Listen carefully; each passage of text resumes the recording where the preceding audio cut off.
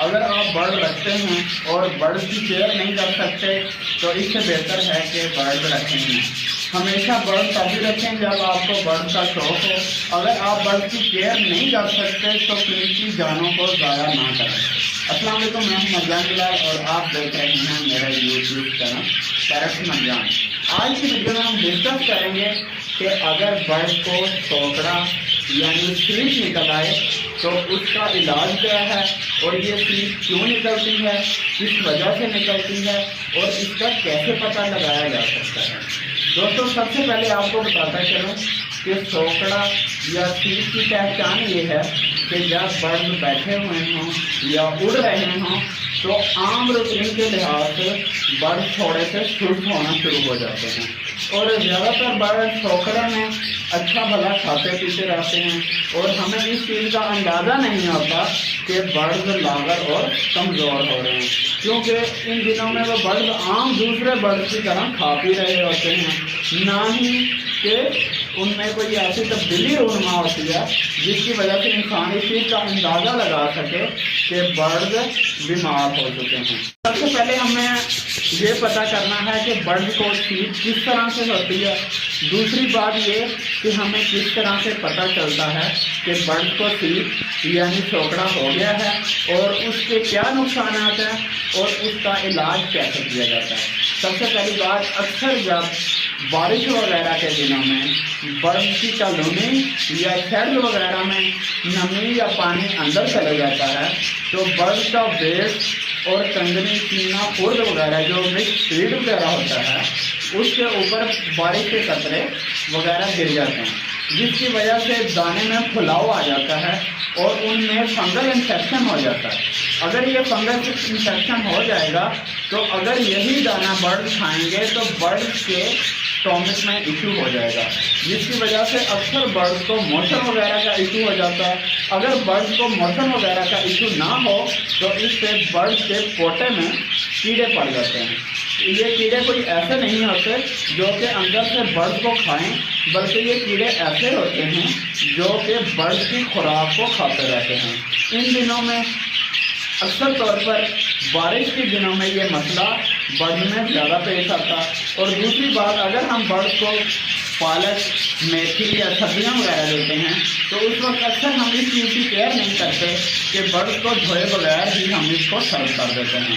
اور آج کل کی جو سبزیاں ہیں وہ آپ سب کے سامنے ہیں، گندے پانی میں پلی ہوئی ہوتی ہیں اور اس کے بعد وہ مارکیٹ میں آ جاتی ہیں اور بغیر دھوئے ہم اس کو برڈ کو سرو کر دیتے ہیں، جس کی وجہ سے ڈسٹ وغیرہ برڈ کے پیٹ کے اندر جاتی ہے، جس کی وجہ سے بھی برڈ کے اندر کیڑے پڑ جاتے ہیں اور یہی کیڑے برڈ کی خوراک کو کھانا شروع کر دیتے ہیں۔ ظاہری طور پر تو برڈ کھاتا پیتا اڑتا نظر آتا ہے، لیکن اس کے پیٹ کے اندر کیڑے ہونے کی وجہ سے اس کی گروتھ پر ڈیفیکٹ ہوتا ہے اور اس کی برڈ کی گروتھ نہیں ہو سکتی، جس کی وجہ سے ایسا ایسا برڈ لاغر اور کمزور ہونا شروع ہو جاتے ہیں۔ اسی وجہ سے ہی برڈ میں سیٹ جو کہ سینے کی ہڈی اگر کمزور ہونے شروع ہو جائے یعنی سینے سے برڈ کا گوشت ختم ہو جائے اور ہڈی آگے کی طرف اس طرح نکل آئے تو اس کو سیٹ یا سوکڑا کہتے ہیں۔ اکثر برڈ میں اسی وجہ سے سیٹ یا سوکڑا ہوتا ہے کہ برڈ کے پیٹ میں کیڑے پڑ جاتے ہیں اور وہ کیڑے برڈ کی خوراک کو کھاتے رہتے ہیں۔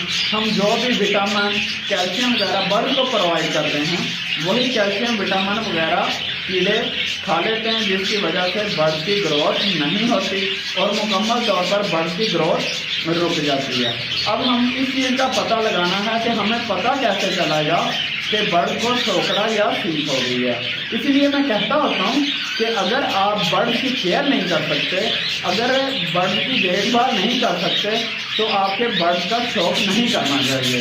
اسی لیے جب بھی آپ کو ٹائم ملے وقتاً فوقتاً اپنے برڈ کی کالونی یا کیجز کا چکر ضرور لگائیں، ان کو دیکھیں کہ کیا ایشو ہے۔ ابھی میں آپ کو ایک پہچان بتاؤں گا جس سے آپ کو یہ کلیئر ہو جائے گا کہ برڈ کو سوکڑا وغیرہ کا ایشو ہے۔ जब आप उस बर्ड को देखेंगे तो वो अपनी एज के दूसरे बर्ड से छोटा और कमज़ोर नज़र आएगा और उसकी सीने की हड्डी निकली हुई होगी। जैसा कि मैंने आपको बताया, इस तरह से बर्ड के सीने की हड्डी होती है फ्रंट की तरफ से, और ये वाला जो मांस है वो ख़त्म होना शुरू हो जाएगा और आगे से इस तरह ये हड्डी नोकीली होती हुई बर्ड बिल्कुल पिचक जाएगा। और जिस तरह बर्ड गोलाई में एक खूबसूरत शेप में होता है उस तरह नहीं रहेगा।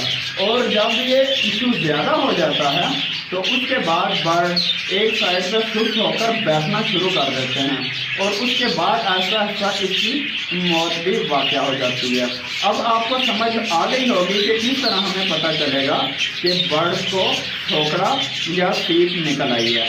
और अब मैं बताऊंगा कि इसका इलाज क्या है। आमतौर पर बच्चों में भी कमज़ोरी का सामना इसी वजह से होता है क्योंकि बच्चों में भी पेट के कीड़े होते हैं। अक्सर बच्चे इस तरह होते हैं कि हम डॉक्टर के पास उनको लेकर जाते हैं और बताते हैं कि ये दुनिया की हर चीज़ खा लेता है, दूसरों की प्लेटें भी ख़त्म कर देता है, दूसरों का भी खाना खा लेता है, लेकिन उसको डाइट लगती नहीं है।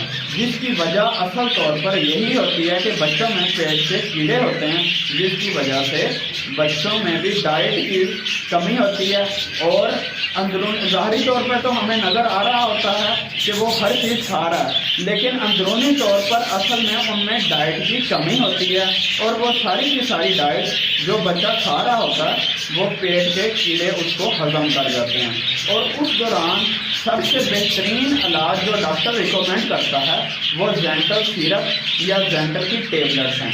और इसी तरह बर्ड में भी अगर कोई इस तरह का सोकड़े वगैरह का इशू हो तो हम बर्ड को डी वार्मिंग करवाएंगे।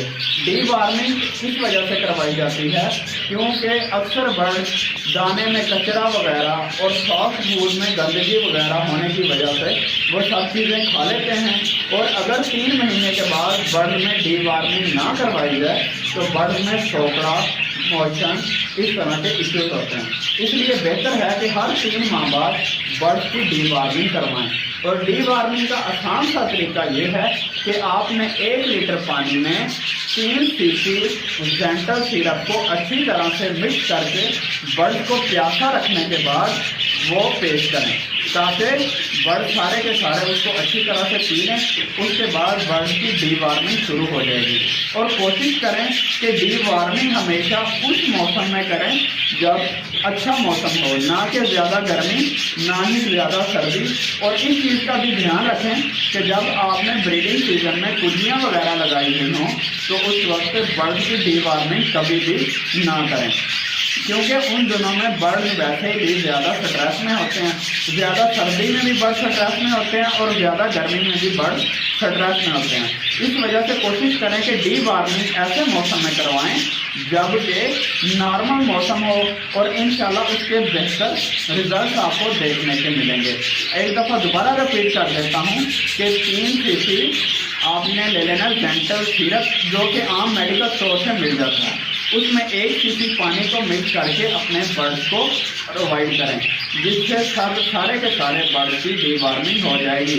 और उसके बाद अगर बर्ड के पोटे में कोई ऐसी चीज़ है जिसकी वजह से बर्ड खाना खाता है और उसको हजम नहीं कर पाता, बर्ड खाना खाता है और हजम नहीं कर पाता, तो वो सारे की सारी डी वार्मिंग से आउट हो जाएगी और आपके बर्ड हेल्थी और एक्टिव हो जाएंगे। और तीसरी बात जो मैं आपसे करना चाहता हूँ कि कभी भी ठोकरे वाले बर्ड को ब्रीडिंग सेटअप में मत लगाएं क्योंकि ठोकरे वाली फीमेल या मेल ब्रीड नहीं कर सकते। अगर आपने ठोकरे वाली फीमेल या मेल को ब्रीड के लिए लगा दिया, खासतौर पे फीमेल को कभी भी ठोकरे वाली को ब्रीड के लिए ना लगाएं। अगर आप फीमेल को ठोकरे वाली को ब्रीड के लिए लगाएंगे तो लाअमाला बात है कि उसकी एग बैंडिंग हो जाएगी जिसकी वजह से आपकी फीमेल एक्सपायर हो जाएगी।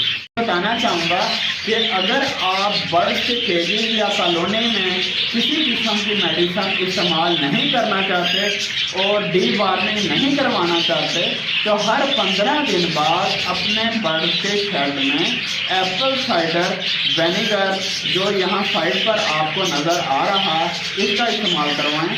اور اس کا طریقہ کار بھی یہی ہے کہ 3 لیٹر پانی میں 5 cc ایپل سائڈر وینیگر ڈال کے برڈ کو پرووائڈ کریں.